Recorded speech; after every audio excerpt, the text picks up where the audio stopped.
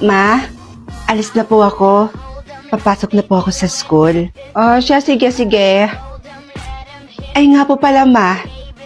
Ano po ba ibig sabihin nitong nasa taas ng ulo ko ngayon? Percentage yan, anak. Makikita mo dyan kung gaano ka kamahal ng isang tao. So, ibig sabihin po, mahal niyo po ako ng 100%? Oh, naman, anak. I love you. I love you too, Ma. What? Kasyero? Wow! Meron na palang kasyero dito sa Loklok.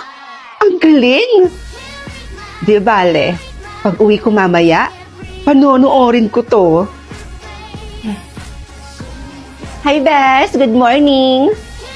Uy, good morning, Bes! Ano? 10% lang yung pagmamahal mo sa akin? Kala ko pa naman mataas. Best friend pa naman kita. Best, ano sinasabi mo? Hindi kita maintindihan. Wala. Tsaka pwede ba? Wag na wag mo na akong kakausapin kahit kailan. Ayaw na kitang kausap. Best, teka lang! Oh, hi babe. Hi babe. Ay, mamaya na pala yung first anniversary natin, babe, no? So, anong plano mo? Nga pala, hindi pala kita maihahatid mamaya sa bahay niyo, babe. Dahil may lakad kami ng mga barkada ko. Okay lang, babe. Ang importante, mahal na mahal mo ko. Mama, excuse me po. Ito na po pala yung pinapakuha niyo sa akin. Sige. Ilagay mo na dyan sa may lamesa. Okay, sige po. Salamat, Iha, ha? Kahit pa naman tong teacher na to, marunong din pala itong makipagplastikan. Iha? May sinasabi ka? Wala po, ma'am. Excuse me po. Bes, nandito ka lang pala. Alam mo bang kanina pa kita hinahanap? Sino ba naman kasing may sabi sa'yo na hanapin mo ko? Wala naman, di ba? Kaya pwede ba, Erica? Lubayan mo ko? Umalis ka nga sa harapan ko. Dahil baka mamaya, hindi kita matansya. Bes, alam ko na kung bakit ka nagkakaganyan. At dahil yon sa black heart na nasa itaas ng ulo mo ngayon. At may kailangan kang malaman tungkol dyan. Ano naman bang tungkol dito? Ha? Ano na naman bang kasinungalingan ang sasabihin mo? Bes naman eh. Makinig ka nga muna sa akin. Meron kang dapat malaman dyan sa black heart na nasa itaas ng ulo mo ngayon. At lalong-lalo nang hindi totoo yung sinasabi ng mama mo sa'yo. Anong ibig mong sabihin? Yang black heart na nasa itaas ng ulo mo ngayon, hindi yan love percentage ng isang tao. Kung hindi yan love percentage, ano yan? Ano to? Plus 1? 1 million o kwintas? Dito ako sa kwintas. Kasi sigurado makakapagparitoke at makapagpaganda na ako nito. Ano? Ano ba yan? Ang daya-daya naman. 1 million naman yung pinindod ko pero kwintas naman itong napunta sa akin. Ay nako, di bali na lang. Siguro, hindi talaga para sa akin tong 1 million. Hayaan ko na lang. That's why, ayaw na ayaw ko sa pangit na yun. Gosh! Friend, speaking of, look at your back. Sirang-sira na naman yung araw ko today. Dahil nakita ko na naman yung pagmumukha ng pangit na to. Tol, tingnan mo. Yung ning pangit to, napagtitripan na naman. Ano ba kasi ang nasa mukha mo, Nimpa? It's look like paminta. True. Tigilan nyo na ako, ah. Wala naman akong ginagawang masama sa inyo. Ang sasama nyo sa akin. Aray ko! Pakak! Wala ka pala, Rosette.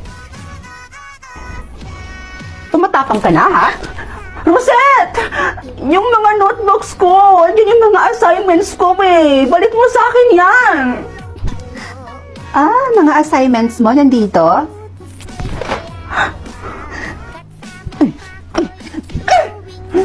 Sama-sama mo talaga. Aba, natututo ka na yatang sumasagot-sagot, Nimpa. Hindi mo yata kilala kung sino ang kinakalaban mo. Aray ko! Isa ka pa? Patricia, hawakan mo nga yung babaeng yan. Hawakan mo. Sure. Ano ba? Bitawan mo na ako! Bitawan mo ako! Ano ba? Rosella, anong gagawin mo? Go, girl! Samparin mo na tong pangit na to. Ah!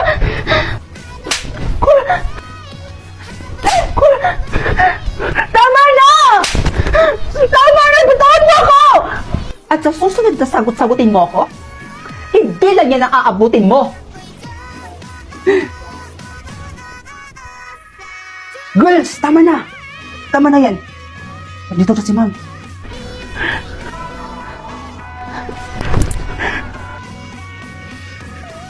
Nimpa, ano nangyari sa'yo? Bakit ganyan yung itsura mo, ha?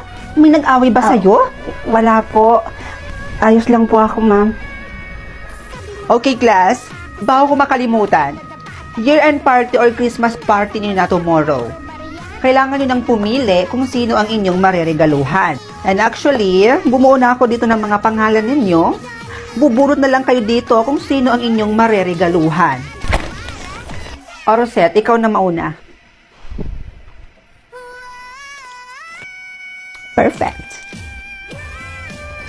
Huwag si Nimpa, please. Yes! Huwag sinimpa, please.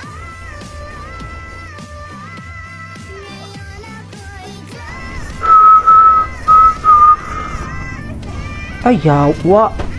Anak ng putakti naman, oh. Pero tingnan mo si Clark. Si Nimpa yung nabunot niya. Hoy, Clark! Bagay! Excuse me, ma'am. Pinapatawag po kayo ng principal office po. May meeting daw po kayo. Okay, sige. Okay, class. Hindi mo na matutuloy ang ating lecture today dahil pinapatawag kami, may meeting daw kami ngayon. Huwag kayo masyadong mag-iingay dito, ha? Goodbye, class. Tol, baka namang pwedeng magpalit na lang tayo. Loh, ayoko nga. Kunin mo na yan, Tol. Oo nga naman kasi, Clark. Tanggapin mo na yan. Juicy kape. Malay mo, diyan na pala magsisimula yung love story niyo ni Nimpa. Ito talaga parang di kaibigan eh. Hoy, pangit.